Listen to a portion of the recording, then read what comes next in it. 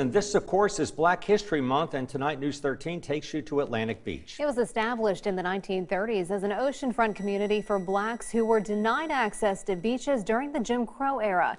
News 13's Annette Pegler joins us now in the studio to share its rich history and how it's remaining relevant today. Annette.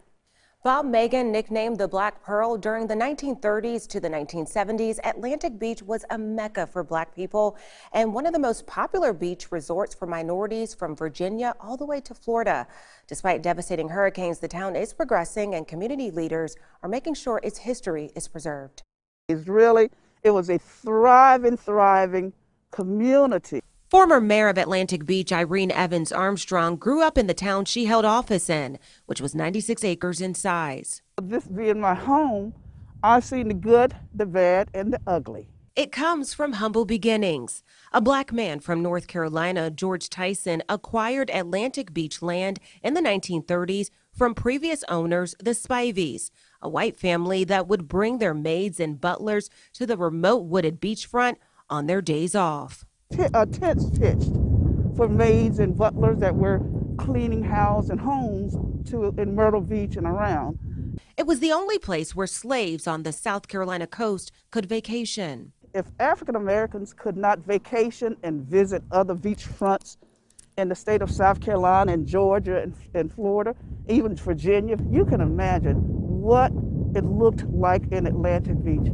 Eventually, Tyson would run into financial problems and had to mortgage both Pearl Beach and Atlantic Beach sections.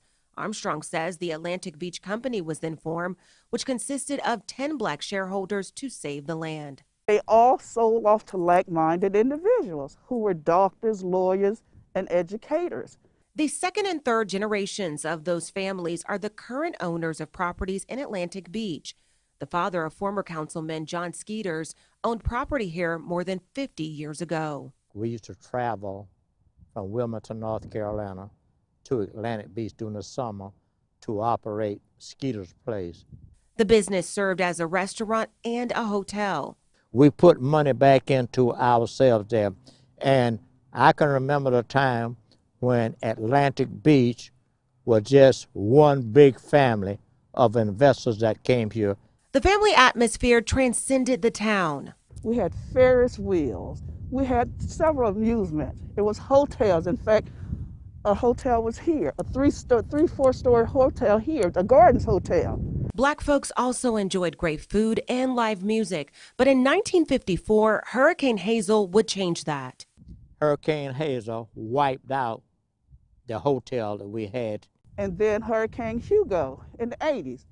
But it wouldn't have been so bad had the business owners been able to get insurance. After Hazel, white insurance companies would not insure black owners, and businesses and banks would not give them loans to rebuild. Present day, Atlantic Beach still struggles economically, but has managed to stay afloat. It's thriving through events like the Gullah Geechee Festival and the Atlantic Beach Bike Fest, partly started by Skeeters and Armstrong. We started inviting other motorcycle groups to come to Atlantic Beach to celebrate Memorial Day weekend with us. Atlantic Beach just has a resiliency that is like no other. In 1966, Atlantic Beach applied and was granted a municipal charter from the state of South Carolina, making it an independent town, electing its own black government into office. Armstrong says it remains the only black-owned oceanfront charter town in the country. Back to you.